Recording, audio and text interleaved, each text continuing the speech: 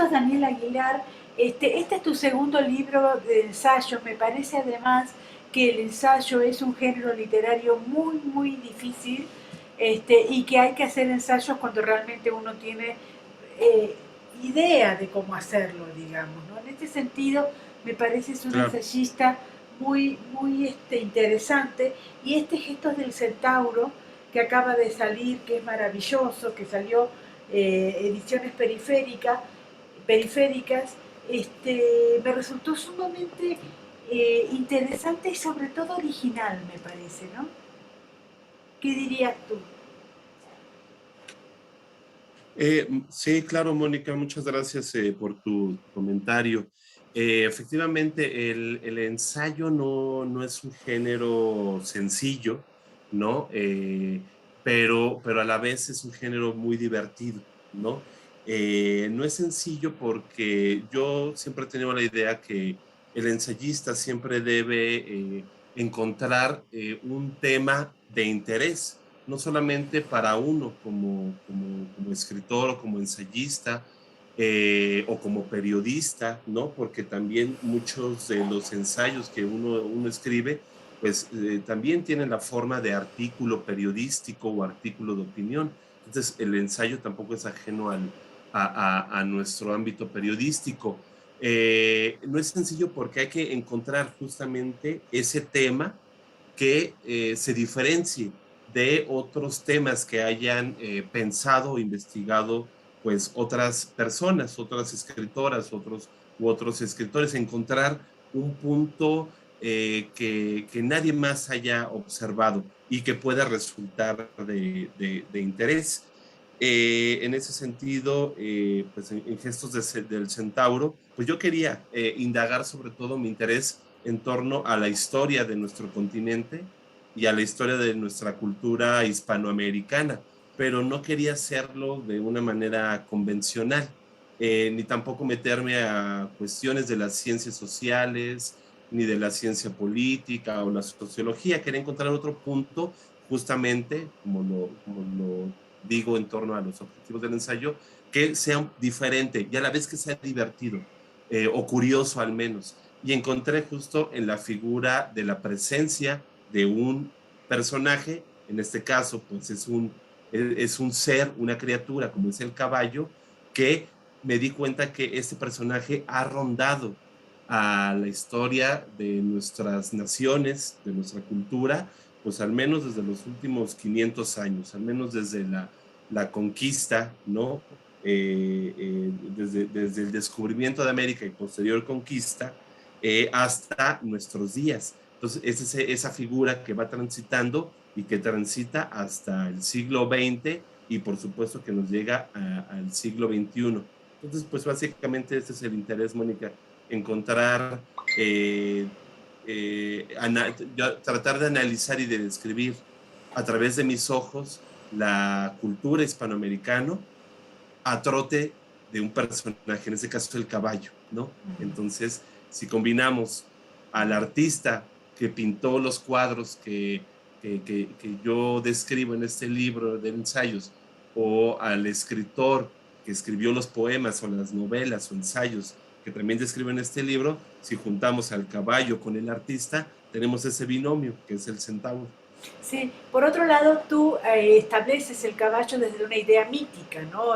Incluso hablas del caballito de mar, digamos, ¿no? Esa idea, Por supuesto. ha sido tan importante el caballo en nuestra literatura que también hay como una idea mítica del caballo mismo, ¿no? Y me encantó, por supuesto, el ensayo sobre Borges, aunque el ensayo sobre Reyes no tiene nada que envidiarle, digamos, ¿no? Hay como una figura Claro. que, que va más allá del caballo mismo, digamos. Por supuesto, Mónica. Y aquí hay una cuestión que une justamente a estos dos escritores, tanto Borges como Reyes, que fueron personajes que vivieron en el siglo XX, que se conocieron y que justamente uno de sus temas de conversación fueron las figuras mitológicas. Ellos no solamente se cartearon, que son cartas que podrían ser consideradas ensayos, sino que ellos mismos escribieron sobre esta fascinación que tenemos los seres humanos por crear nuestro mundo a través del lenguaje y a través de las palabras. Les fascinaba justamente cómo podemos construir seres, personajes, animales y cosas a través del hecho de solo decirlo y solo expresarlo. Y una de las figuras que justamente ellos conversaron y analizaron, pues eran los seres que se crearon en la mitología, tanto griega como romana o latina, pero también los personajes que se crearon y fueron plasmados en los bestiarios medievales y fueron mucho más allá, ¿no? A través del lenguaje, por ejemplo, Reyes aborda cómo a través del lenguaje podemos crear nuevas palabras y nuevas expresiones para describir nuestro mundo. Una palabra que le gustaba mucho a Reyes era, por ejemplo, la palabra verdealago, ¿no?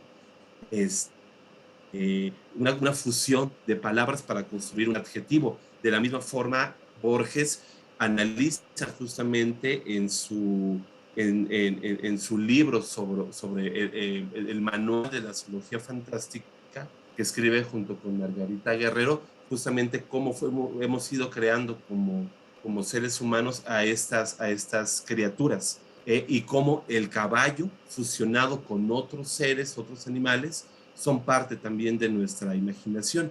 Es una idea que recupera Alfonso Reyes para justamente describir este pasaje de la historia de México, cuando llegan los españoles comandados por Hernán Cortés a tierras mexicanas y esta historia que todos sabemos de que las poblaciones indígenas en México a lo lejos creían ver un solo ser, esa combinación entre caballo y ser humano, que finalmente pues es el centauro.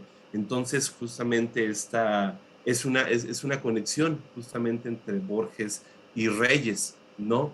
Eh, en este oficio de crear cosas, crear sujetos, hacerlos presentes a través de la escritura. Y pues, Reyes lo hizo en sus libros y Borges lo hace en este fabuloso libro que hoy no es tan recordado, pero cuya primera edición se hace en México en la década del 50, que es el Manual de Zoología Fantástica, que al menos incluye a 3 o 4 seres mitológicos que tienen alguna parte o alguna extremidad relacionada con el equino, con el caballo.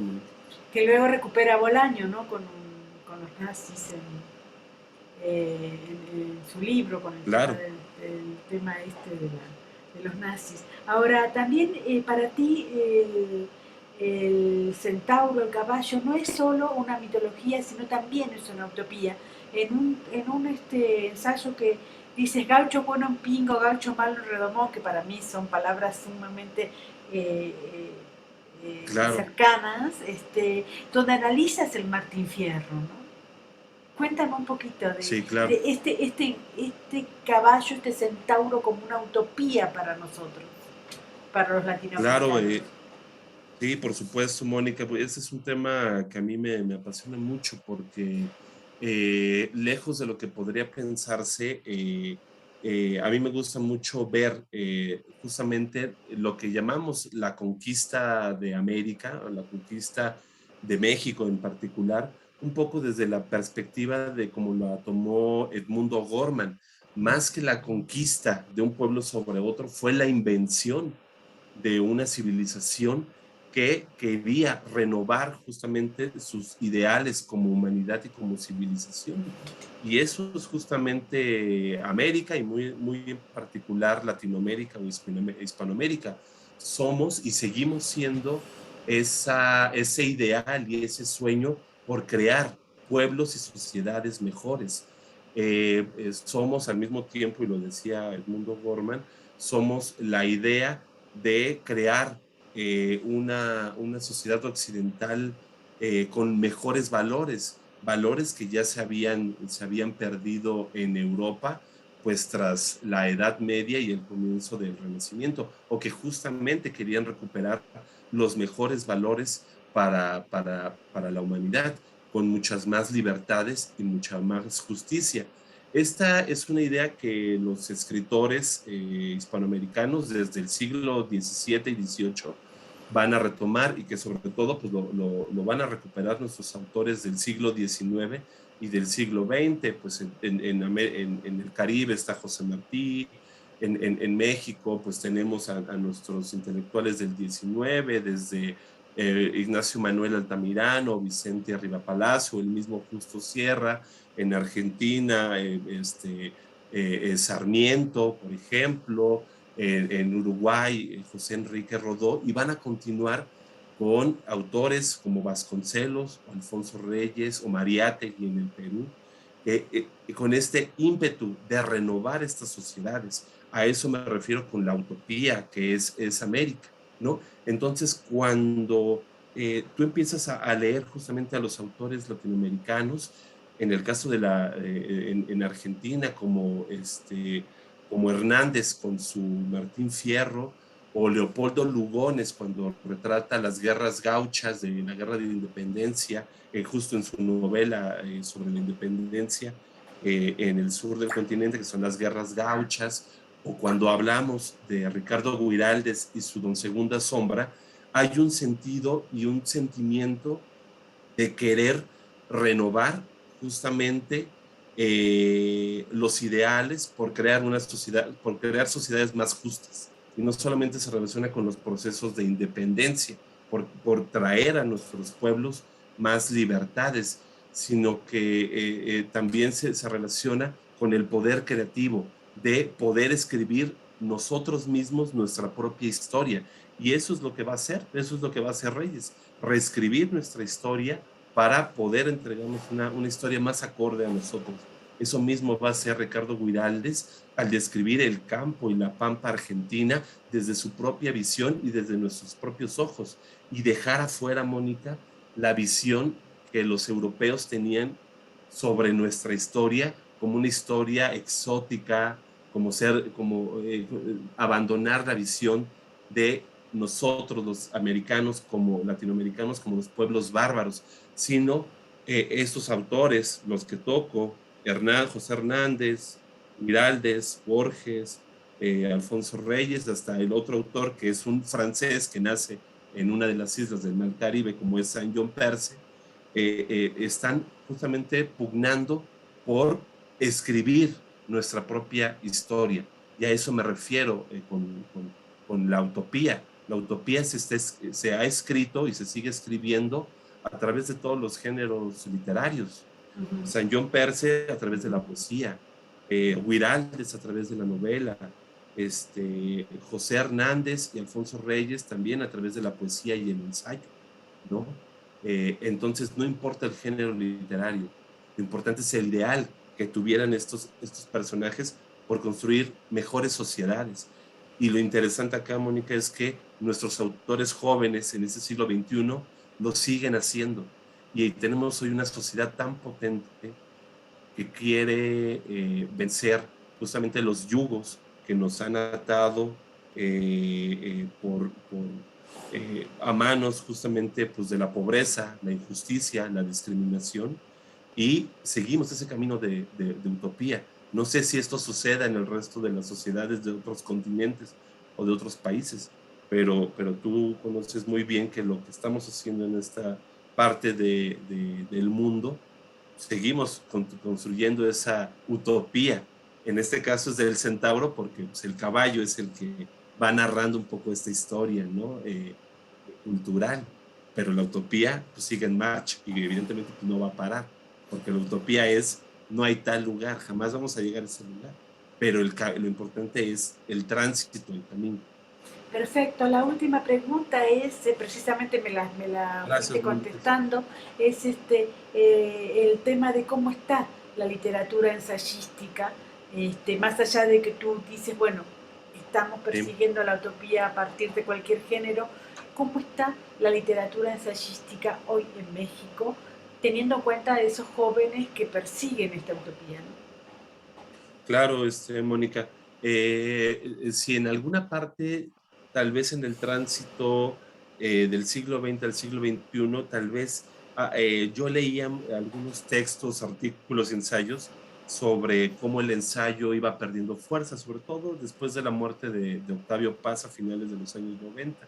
Y uno tal vez creía justamente eso, justamente yo me interesé en el tema ensayístico, pues porque quería como también incorporarme, conocer y trazar también una ruta hacia ese género que tanto nos dio, para bien y para mal, hay que decirlo, ¿no?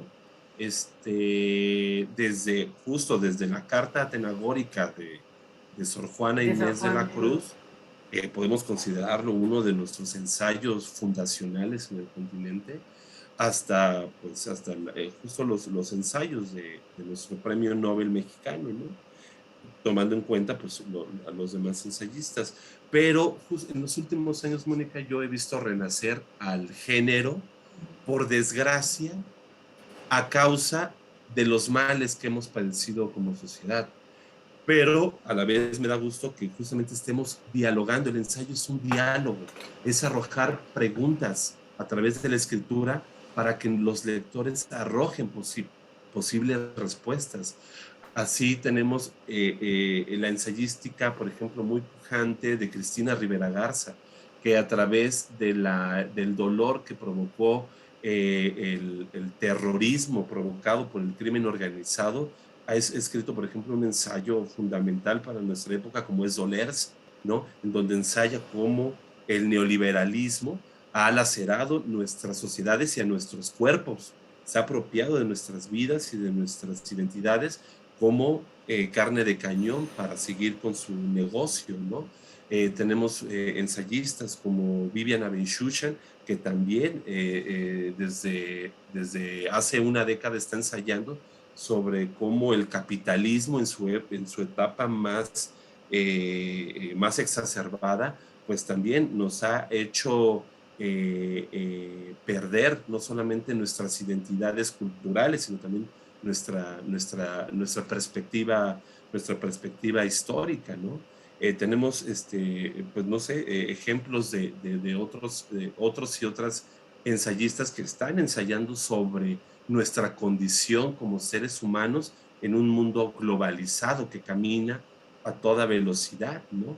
Ahí, por ejemplo, Olivia Terova tiene un ensayo en donde justamente detiene el tiempo y la velocidad con la que vivimos para decir en dónde estoy parada, en dónde estoy habitando y qué quiere decir mi vida y mi cuerpo como escritora, como ciudadana del mundo, en una sociedad que parece que lo está arrasando, que lo está arrasando todo, ¿no?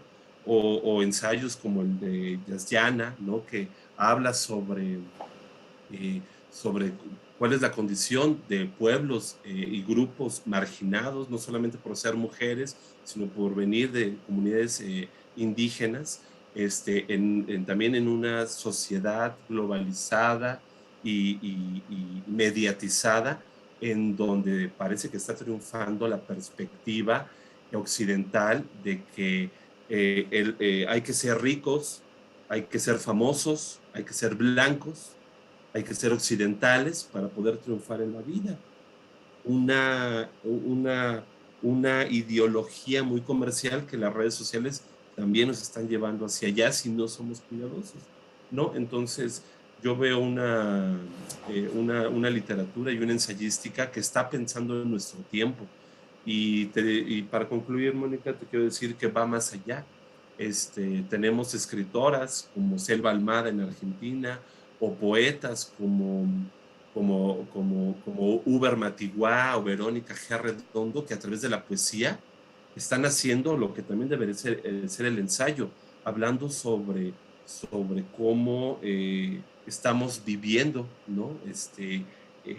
A veces de manera pasible, pero también de manera violenta, y que no nos estamos dando cuenta que estamos siendo violentados de muchas formas, ¿no? Y que pensamos que esa debería ser la vida normal, y no siempre es así. Entonces, veo una literatura y entre muchos otros autoras, Mónica, pero solo por citarte algunos que me vienen a la mente, y algunas ensayistas que están haciendo un trabajo de reflexión. Si en el siglo XX los autores reflexionaron sobre qué somos como latinoamericanos y por qué somos latinoamericanos, en el siglo XXI nuestros ensayistas están hablando, ok, somos latinoamericanos, pero ¿por qué lo somos bajo estas condiciones en el siglo XXI? Y qué está pasando y hacia dónde también debemos transitar. El camino de la ensayística no se ha detenido, afortunadamente. Muchísimas gracias, un abrazo enorme. Mónica, cuídate mucho, gracias por este tiempo y este espacio. Te mando un abrazo, Mónica.